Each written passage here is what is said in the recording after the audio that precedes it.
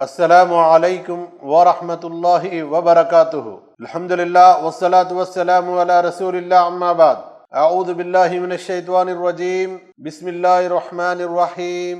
सुब्हानल्लज़ी अस्रा बिअब्दिही लैलन मिनल मस्जिदिल हराम इलल मस्जिदिल अक्सा।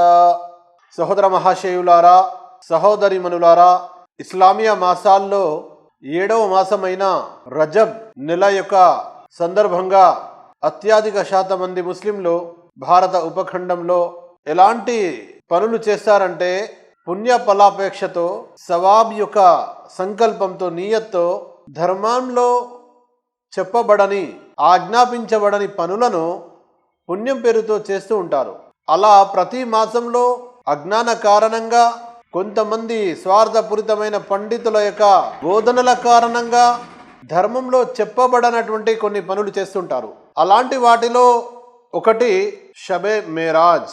మేరాజ్ యొక్క రాత్రి, ఆ రోజు జాగారాలు చేయడం మరియు మరునాటి రోజు ఉదయం ఉపవాసం ఉండడం. షబే మేరాజ్ అంటే మేరాజ్ ప్రయాణం వృత్తాంతం ఏంటి అని మనం చూసినట్లయితే, మహాప్రవక్త ముహమ్మద్ సల్లల్లాహు అలైహి వసల్లం వారికి అల్లాహ్ గగన ప్రయాణం మేరాజ్ యాత్ర చేయించాడు.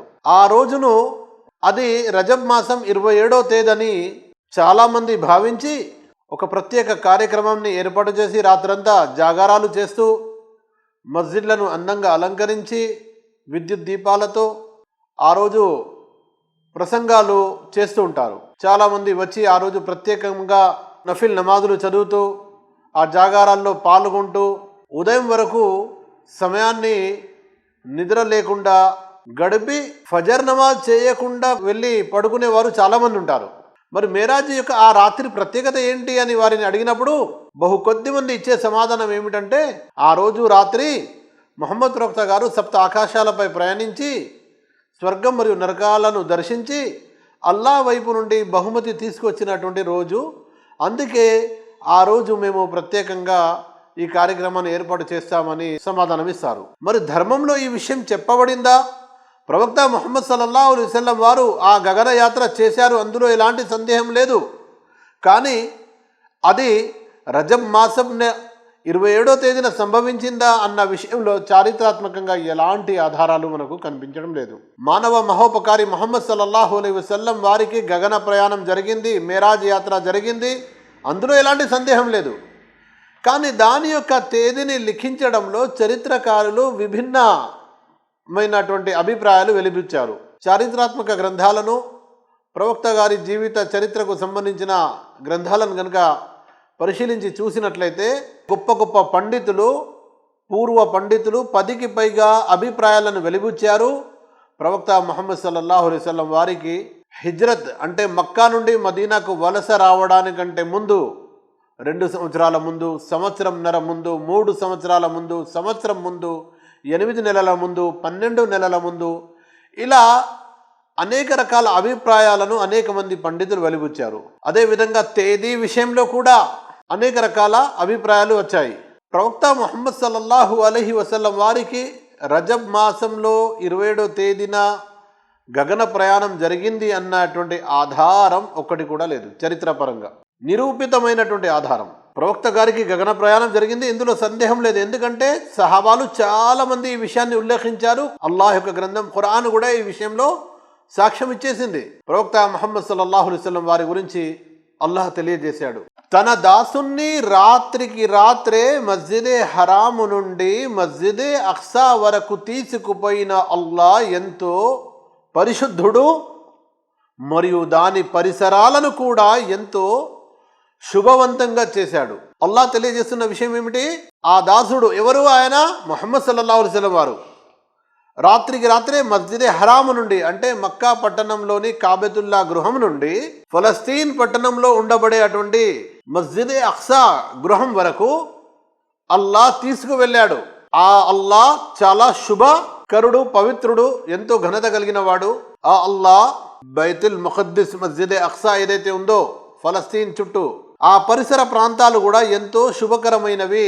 తన దాసునికి అల్లాహ్ యొక్క సూచనలను తెలియచేయడం కోసం అల్లాహ్ తఆలా ఈ ప్రయాణం చేయించాడు. అయితే ఇక్కడ మనము గమనించాల్సిన విషయం ఏమిటంటే, ముహమ్మద్ ప్రవక్త సల్లల్లాహు అలైహి వసల్లం వారికి మక్కా పట్టణంలో నుండి ఫలస్తీన్ పట్టణంలోని మస్జిద్ అక్సా వరకు అల్లాహ్ తీసుకెళ్లాడు రాత్రికి రాత్రే. ఇక ఆ తర్వాత సూరతుల్ బనీ ఇస్రాయిల్లోని మొదటి వాక్యంలోని ఈ ఆయతులోని వ్యాఖ్యానంలో తఫ్సీర్లో ఏమొస్తుందంటే, ఆ హదీస్ యొక్క వెలుతురులో ప్రవక్త సల్లల్లాహు అలైహి వసల్లం వారికి మస్జిద్ అక్సా తీసుకెళ్లిన తర్వాత అక్కడ నుంచి అల్లాహ్ మేరాజ్ యాత్ర కూడా చేయించాడు. మేరాజ్ యాత్ర ఏంటి?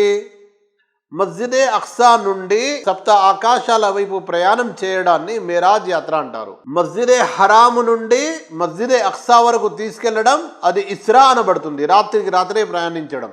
అదేవిధంగా మస్జిద్ అక్సా నుండి సప్త ఆకాశాల వైపు వెళ్ళడం అది మేరాజ్ యాత్ర. ఆ యాత్రలో మస్జిద్ హరాము నుండి మస్జిద్ అక్సా వరకు వెళ్ళేసరికి ఆ దారిలో కూడా ప్రవక్త గారు ఎన్నో సూచనలను చూశారు. హదీస్ గ్రంథాల్లో, తఫ్సీర్ గ్రంథాల్లో ఎన్నో వివరణలు వస్తున్నాయి. పండితులు ప్రవక్త సల్లల్లాహు అలైహి వసల్లం వారికి లభించినటువంటి ఒక గొప్ప బహుమతి ఏదైతే ఉందో, ప్రతిరోజు నమాజ్ చదవడం. నేటి ముస్లిం సమాజం వెనుకంజలో ఉన్నారు అత్యధిక శాతం. నమాజ్, అల్లాహు అక్బర్, ఆ విషయంలో ముస్లిం సమాజంలో అత్యధిక శాతం మంది వెనుకబడి ఉన్నారు నేడు. అందుకే మస్జిద్లు అయితే చాలా సుందరంగా అలంకరించబడి ఉన్నాయి. ప్రతిరోజు హయ్య అలస్ ఫలా, హయ్య అలల్ ఫలా అని పిలిచేవే ముఅజ్జిన్లు ఉన్నారు, కానీ మస్జిద్కి వచ్చేవారు బహు కొద్ది మంది మాత్రమే. మేరాజ్ గగనయాత్ర ప్రవక్త గారికి జరిగిందన్న విశ్వాసం ఉండాలి. కానీ మనకు ప్రవక్త గారి బోధనల ద్వారా, ప్రవక్త గారి సహాబాల ద్వారా మనకు తెలిసే విషయం ఏంటంటే, ప్రవక్త గారు ఆ రాత్రి లభించిన తర్వాత, బహుమతులు అల్లా నుండి తీసుకుని వచ్చిన తర్వాత మళ్ళీ ఏ సంవత్సరం కూడా అదే రోజు జాగారం చేసినట్లు కానీ, ఆ రాత్రిని ఒక ప్రత్యేకంగా ఉత్సవంగా జరిపినట్లు కానీ, సహాబాలు అలా చేసినట్లు కానీ మనకు చరిత్రలో కానీ హదీస్ గ్రంథాల్లో కానీ ఎక్కడా లభించదు. అంటే అది ఒక ప్రత్యేకమైన రోజని, రజబ్ మాసం 27వ తేదీనే జరిగిందని ఆధారాలు లేవు. కాబట్టి ఏ విషయంలోనైతే చరిత్రలో ఆధారాలు లభించడం లేదో అవి చేయడం ప్రవక్త ద్వారా, లేక ప్రవక్త సల్లల్లాహు అలైహి వసల్లం వారి సహాబాల ద్వారా ఏదైతే ఆచరణ మనకు కనిపించడం లేదో, చేయడమని ఆజ్ఞ రావడం లేదో, అలాంటి వాటిని చేయడం అది బిదాత్ అవుతుంది, కల్పితమైన ఆచారం అవుతుంది. వాటికి దూరంగా ఉండాలి. అప్పుడే మనకు సాఫల్యం లభిస్తుంది.